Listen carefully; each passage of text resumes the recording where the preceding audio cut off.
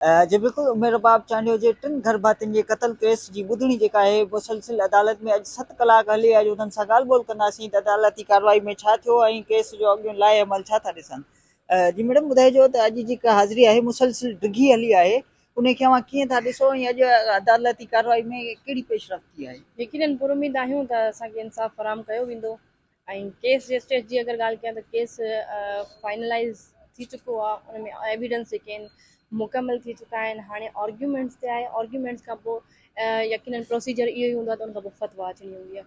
त असां अॼु कोर्ट में मौजूदु हुयासीं तक़रीबन 6:30 खां 7 कलाकनि ताईं ही केस प्रोसीड थियो आहे, जंहिंमें आर्ग्यूमेंट्स थिया आहिनि डिफेंस साइड जी तरफ़ खां। नेक्स्ट तारीख़ ते असां अची करे उन्हनि खे जवाबु ॾींदासीं उन्हनि आर्ग्यूमेंट्स जो, ऐं यकीनन इहो ईअं सिलसिलो हलंदो ऐं उन खां पोइ फतवा ईंदी। पुर उम्मीद आहियूं 7 तारीख़ मिली आहे, ईंदासीं केस प्रोसीड। जी बिल्कुलु अव्हां उमेर बाब चांडियो जेको ॻाल्हियूं ॿुधियूं उन्हनि जो चवणु आहे त केस में जेको आहे उहो फाइनल आर्ग्यूमेंट्स हुया। ईंदड़ ॿुधणी ते जेको आहे असांजो वकील उन्हनि जा जवाब पेश कराईंदो। जी